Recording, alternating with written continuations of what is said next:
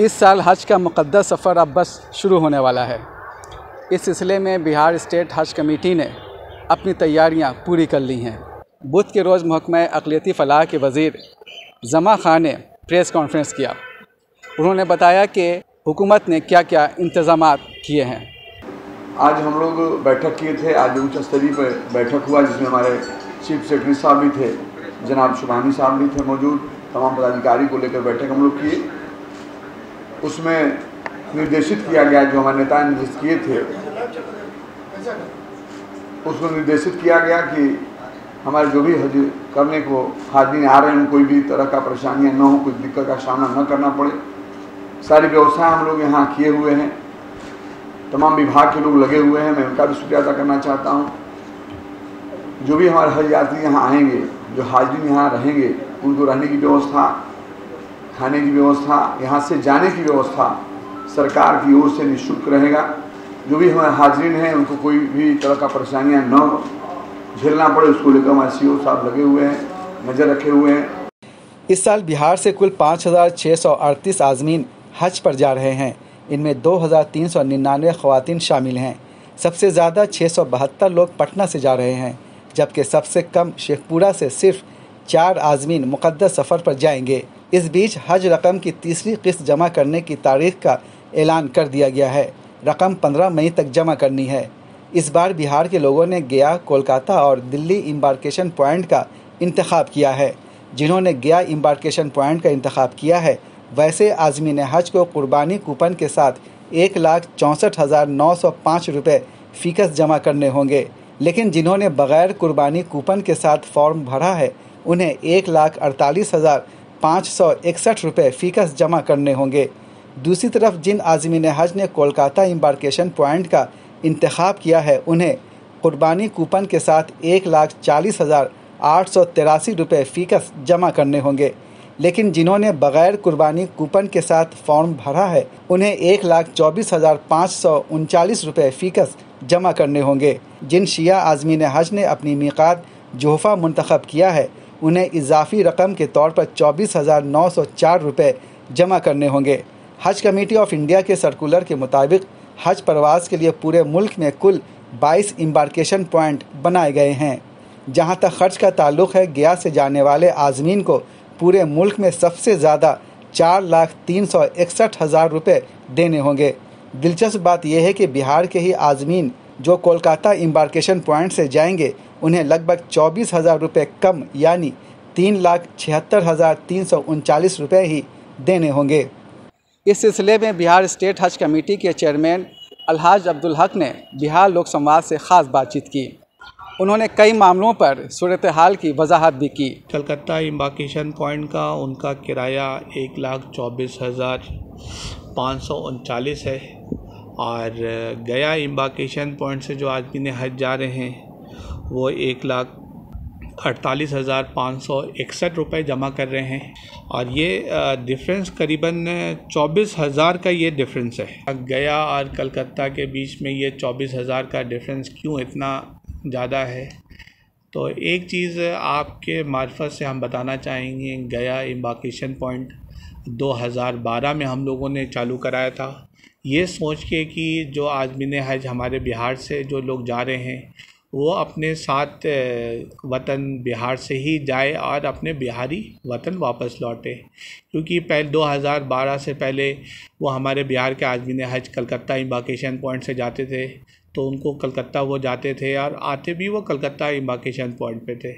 क्योंकि आते वक्त उनके साथ एक दुश्वारी ये होती थी कलकत्ता के अंदर कि वो उनके आने के बाद उनका लगेज टाइम से पहुंचता नहीं था, उनके साथ नहीं पहुंचता था। उसके लिए हाजी को 2 दिन 3 दिन कलकत्ता में रुकना पड़ता था। कभी कदार ऐसा होता था कि इस 2 दिन के 3 दिन के फासले में भी उनके लगेज नहीं आते थे, तो हाजी अपना सामान छोड़ के वापस अपने वतन लौट आते थे। गया इम्बार्केशन पॉइंट में शुरुआत करने का वजह ये रहा कि गया से हमारे आज़मीन हज जा रहे हैं, उनका सामान भी उनके साथ जा रहा है और गया वापस आ रहे हैं तो उनका सामान भी उनके साथ ही वापस आ रहा है। अब रेट में क्यों इतने डिफरेंस है 24,000 की गया और कलकत्ता के बीच में 500 किलोमीटर के फासले पे? क्योंकि गया एयरपोर्ट हमारा एक छोटा एयरपोर्ट है, जो हम यहाँ पे 150 हाजियों का कैपेसिटी है। एक जहाज़ के अंदर हम 150 हाजियों को हम भेजते हैं, और कलकत्ता से हम एक जहाज़ के अंदर 450 हाजियों को हम भेजते हैं। तो अब ये है कि जो गया से हमारी जहाज़ टेक ऑफ करती है, तो उसे मक्का या जद्दा पहुंचने में या मदीना पहुंचने में उन जहाज़ को बीच में टेक्निकल हॉल्ट लेना पड़ता है, जो कि उनको फ्यूल लेने के लिए वो बीच में रुकते हैं। रसल खेमा या फुजेरा या यूएई के किसी हिस्से में वो रुकते हैं तेल लेने के लिए। वो तेल लेकर फिर वो आगे अपना सफ़र करते हैं। क्योंकि उसमें फ्यूल ज़्यादा कंजम्पशन होता है, इसलिए वो एयर फेयर ज़्यादा चार्ज करते हैं। और लोग का ये भी शिकायतें होती हैं कि भाई जो जहाज़ का किराया हम आने जाने का हम दे रहे हैं, फिर भी 1,24,000 ज़्यादा है। तो ज़्यादा इसलिए है कि जहाज़ भी वो आपसे 4 तरफ का किराया वो आपसे चार्ज करती है। 2 तरफ आपको ले जाने में और लाने में उसका खर्च होता है, और 2 तरफ वो खाली जाने में और खाली आने में उसका खर्च होता है। अलहाज अब्दुल हक ने बताया कि आज़मीन हज का सफ़र कब से शुरू हो रहा है और उनकी वापसी कब होगी। हमारा गया एम्बार्केशन पॉइंट 21 मई से शुरुआत होगी और 6 जून तक ये एम्बार्केशन पॉइंट चलेगा। और इसी के साथ साथ जो लोग कलकत्ता से भी हमारे आज़मीन हज जा रहे हैं, उनका भी फ़्लाइट शेड्यूल 21 मई से 6 जून के दरमियान में है। अब इंडिविजुअल वाइज देखा जाए कि कौन से आज़मीन हज का फ़्लाइट कौन से दिन है, तो उसके लिए अभी 2-3 दिन इंतज़ार और करना पड़ेगा। जो गया से आज़मीन हज जो रवाना हो रहे हैं, वो पटना हज भवन में आकर रिपोर्टिंग करा सकते हैं। जो कलकत्ता हज एम्बार्केशन पॉइंट से जो लोग रवाना हो रहे हैं हमारे हाजी, वो कलकत्ता के हज हाउस मदीनातुल हुज्जाज न्यू टाउन के हिस्से में है। वहाँ उस हज हाउस में आप जाके रिपोर्टिंग करा सकते हैं। दिल्ली एम्बार्केशन पॉइंट का भी जो शेड्यूल आए हैं वो 21 मई से 6 जून के आए हैं। तो हमारे दिल्ली स्टेट हज कमेटी के चेयरमैन से जो बात हुई है, तो हमारे करीबन 57 हाजी ऐसे हैं जो दिल्ली एम्बार्केशन पॉइंट से जा रहे हैं। तो हमें इससे जहाँ साहिबा से बात हुई है कि हमारे बिहार के जो आज़मीन हज दिल्ली से जा रहे हैं, उनको एक ही दिन 27 मई को उनको दिल्ली से हम रवाना करें। वापसी के शेड्यूल 3 जुलाई से 2 अगस्त तक का आया है। तो इस दरमियान में जैसे आपका यहाँ से जाने का होगा, उसी दरमियान में 30 से 40 दिन में आप वापस आ जाएंगे। अलहाज अब्दुल हक ने बिहार लोक संवाद की मार्फत आज़मीन हज को सलाह दी कि वो किसी भी सूरत में किसी दूसरे से रियाल ना ख़रीदें। SBI के जानिब से हम लोगों ने जो इस बार हाजियों के लिए पूरी तरीके से छूट दे दिया था कि आज़मीन हज अपना रियाल अपने से जितना चाहे वो ले जा सकते हैं, और कहाँ से लेना चाहे, किस दर में लेना चाहे वो अपना ले सकते हैं। हम लोगों ने हाजी को रियाल के मामलात में पूरी तरीके से छूट दी थी।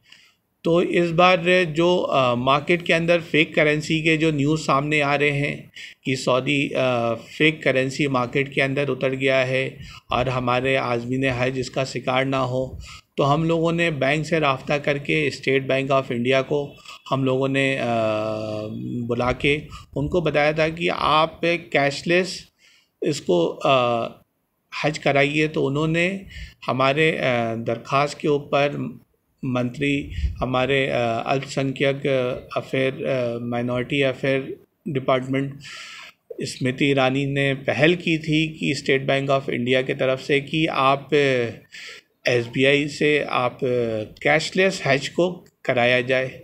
तो SBI के तरफ से हमारे पास जो आए थे विश यात्रा कार्ड का उन्होंने लॉन्च किया था हमारे आज़मीन हज के लिए।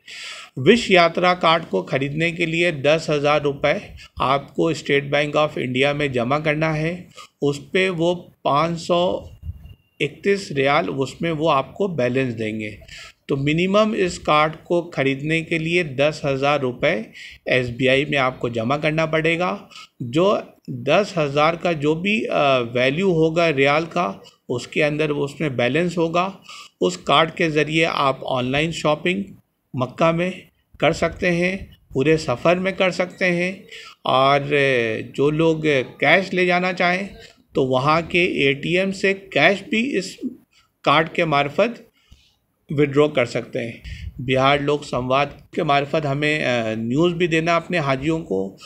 आप कतई ना करें कि किसी अनजान आदमी से आप रियाल ख़रीदें, क्योंकि वो आप भी नहीं जानते हैं कि वो रियाल ओरिजिनल है कि फ़ेक करेंसी है। क्योंकि मार्केट के अंदर फ़ेक करेंसी आ चुके हैं, हम लोग के हाथ में भी वो फ़ेक करेंसी लग चुका है। इसलिए हम आपको ये बिहार लोक संवाद न्यूज़ के तरफ से जानिब से हम आपको बताना चाहें, जिनको आप जानते हैं उन्हीं से आप रियाल लें। आज बैंक आपको रियाल देगा तो वो आपको बैंक अपना रिसिप्ट आपको देगा। रियाल के इंतज़ाम हम लोगों ने अपने हज हाउस में भी किया है। आप अपने हमारे हज हाउस में जो काउंटर लगे हुए हैं रियाल के, आप उनको भी रियाल ख़रीदें तो उनसे भी आप उन रसीद लें। इसमें बहुत सारे ऐसे लोग आपके पास दरमियान आएंगे जो आपसे कहेंगे कि हम 10 दिन पहले उम्रा करके आए हैं और हमारे पास 1000 रियाल बच गया है, हम इसको आप 19 रुपये के दर पे या 18 रुपये के दर पे आपको रियाल दे देते हैं, कम रेट में आप उस हमसे ख़रीद लीजिए। तो हमारे हाजियों से ये दरख्वास्त होगी कि आप कतई ये गलती ना करें। अलहाज अब्दुल हक ने हज के दौरान कुर्बानी के मद में होने वाले खर्च के बारे में तफसील से जानकारी दी। जो आदमी ने हज कुर्बानी हज कमेटी ऑफ इंडिया के मार्फत कराना चाहते हैं वो 16,344 रुपये वो हज कमेटी में जमा कर सकते हैं। और जो लोग की अपनी ख्वाहिश है कि हम वहाँ पे पहुँचने के बाद हम अपनी कुर्बानी खुद से कराएं, तो वो लोग अपना रकम को हिफाजत से रखें। वो हज से पहले आप ये रकम IDBI बैंक में आप मक्का में जमा करके आप अपना कुर्बानी का कूपन ले सकते हैं। बिहार स्टेट हज कमेटी के चेयरमैन ने कहा कि गया एम्बार्केशन पॉइंट तक बस से जाने का खर्च आज़मीन हज उठाएंगे। बिहार के आज़मीन हज का एम्बार्केशन पॉइंट गया है और उनका रिपोर्टिंग सेंटर पटना हज हाउस है। तो हमारे गया एम्बार्केशन पॉइंट वाले आज़मीन हज को हम ये बताते चलें कि जब आपका रिपोर्टिंग पटना हज भवन में होगा तो जब आपके फ़्लाइट शेड्यूल के 8 घंटे पहले आपको पटना हज भवन से हम आपको गया के लिए रवाना करेंगे वाया बस। तो बसों का इंतज़ाम हम लोग कर रहे हैं, उसका रेट अभी तक तय नहीं हुआ है। अब ये जो रेट तय होगा, जो भी रकम होंगे वो हमारे आज़मीन हज उसको बेयर करेंगे, वो अपना टिकट लेंगे और वो गया रवाना होंगे। कुछ लोग ऐसे आज़मीन हज है जो अपने सवारी से जाना चाहेंगे, तो उनको भी हम आपके मार्फत बताते चलूँ कि वो कोशिश ना करें कि अपने सवारी से जाएं, क्योंकि वो अपने सवारी से जाएंगे तो कहीं जाम में या किसी अंदेशा में पड़ेंगे, वो टाइम के मुताबिक गया एयरपोर्ट नहीं पहुंच पाते। तो कोशिश ये होनी चाहिए कि हम अपने काफ़िला के साथ पटना हज भवन से रवाना हो, क्योंकि जब पूरे पटना से गया तक ले जाने की ज़िम्मेदारी हमारी होती है, हमारे तरफ से पूरा प्रशासन एक होता है, वो आपको पटना हज भवन से लेके गया एयरपोर्ट तक पूरे स्क्वाड की टीम पुलिस अमला के साथ आपको वहाँ तक पहुँचाया जाता है। कहीं रास्ते में कोई दिक्कत या जाम में हम लोग नहीं पड़ते। आज जो लोग कलकत्ता और दिल्ली एम्बार्केशन पॉइंट के आज़मीन हज है, तो जो आपके पास हज कमेटी ऑफ इंडिया के जानिब से एक रिपोर्टिंग कार्ड भेजा जाएगा, तो उस रिपोर्टिंग कार्ड में आप देख लीजिएगा जो भी आपका रिपोर्टिंग के डेट और टाइमिंग होंगे, तो उस रिपोर्टिंग और डेट के हिसाब से आप अपना टिकट करा के दिल्ली एयरपोर्ट हज हाउस या कलकत्ता हज हाउस में बर वक्त पहुँचने की कोशिश करें। अगर आप वहाँ पे लेट से पहुँचेंगे, हो सकता है कि आपका बुकिंग वहाँ कैंसिल करके दूसरे को अलॉटमेंट कर दिया जाएगा, फिर आपको दूसरे दिन की फ़्लाइट मिलेगी। अलहाज अब्दुल हक ने आज़मीन को लगेज की तादाद, साइज़ और वज़न के बारे में अहम जानकारी दी। बैगेज के हवाले से आपको ये बताएं कि 2 बैगेज आपको ले जाने का इजाज़त है। 22 इंच बाई 22 इंच का ब्रीफकेस ख़रीदें, जिस कंपनी का हो, मगर उसका इंच आप नाप ले, 22 इंच बाई 22 इंच हो या 24 इंच बाई 24 इंच हो, ताकि उसका वज़न 20 kg आपका सामान उसमें आसानी से आ सके। तो कोशिश भी ये होनी चाहिए कि लगेज के हवाले से आप अपना सामान 20-20 किलो का लगेज, 2 लगेज आप तैयार करें, ताकि सामान उठाने वालों को किसी किस्म की दुश्वारी ना हो।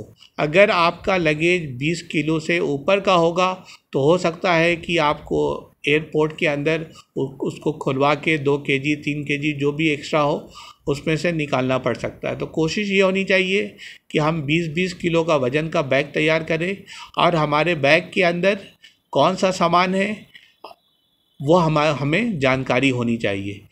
हम अपने आज़मीन हज से गुजारिश ये भी करेंगे आपके मार्फत कि जो आप अपना लगेज खुद अपने हाथ पैकिंग करें, क्योंकि आपके रिश्तेदार, आपके बच्चे आपका बैगेज पैक करते हैं, कुछ ममनू अशिया उसके अंदर चले जाते हैं, ताकि उसकी जानकारी आपको नहीं होती है। जैसे ममनू अशिया के तौर पे खैनी, तंबाकू, सिगरेट, गुटखा सऊदी अरब में ले जाना बैंड है, ये बिल्कुल बैंड है। आप यहाँ पे आपको ये सब चीज़ की आदत है, तो कोशिश ये होनी चाहिए कि ये सब सामान हम अपने बैगेज में रख के ना ले जाएं। आखिर में मोदी सरकार की वादा खिलाफ़ी के बारे में अलहाज अब्दुल हक ने यह बताया कि सरकार ने जो मरकज़ी हुकूमत ने जो वादा किया था कि इस साल 50,000 रुपये ख़र्च में कमी आएगी हज पर जाने में, वो सही साबित नहीं हुआ। अब जो हमारे मंत्री महोदय के तरफ से एक नवंबर से ही एक सोशल मीडिया पे ट्रेंड हो रहे थे कि हज 2023 में हम 50,000 रुपये हज को सस्ता करेंगे। तो जहाँ तक ये है कि सस्ता करने का जो सवाल थे और जो अभी तक हम लोगों को वो जवाब नहीं मिला है, क्योंकि अब तो पहले किस्त, दूसरी किस्त और तीसरी किस्त की ऐलान हो चुकी है। अब उनके तरफ से ये जो 50,000 का जो कम करने का जो थे, तो उसमें ये चीज़ हम लोग मान के चल रहे हैं, जो हाजी को 2100 रियाल हज कमेटी ऑफ इंडिया के जानिब से दिए जाते थे, जो वो 46,000 रुपये हज कमेटी को रियाल के लिए जमा करते थे और उनके 2100 रियाल उनको मिलते थे। तो उसी रियाल को बंद करने पे ही उनका 50,000 का प्रोविज़न यहाँ पे दिखता है, और पूरे खर्च में तो कहीं ये 50,000 कहीं वो फ्लैग नहीं कर रहा है, ना दिख रहा है वो। हज पर जाने से कबल इस साल भी पटना वाक़े हज भवन में दुआया मजलिस का एहतमाम किया जाएगा। इसमें चीफ मिनिस्टर नीतीश कुमार के अलावा deputy chief minister Tejashwi Prasad Yadav की शिरकत यकीनी मानी जा रही है। हम उम्मीद करते हैं कि आज़मीन हज का सफ़र, मुक़द्दस सफ़र इंतहाई खुशगवार होगा, और वो जिस इरादे से हज पर जा रहे हैं उनके इरादे, उनकी दुआएं अल्लाह ताला कबूल करेगा। इन्हीं नेक ख्वाहिशात के साथ मैं सैयद जावेद हसन, बिहार लोक संवाद, पटना।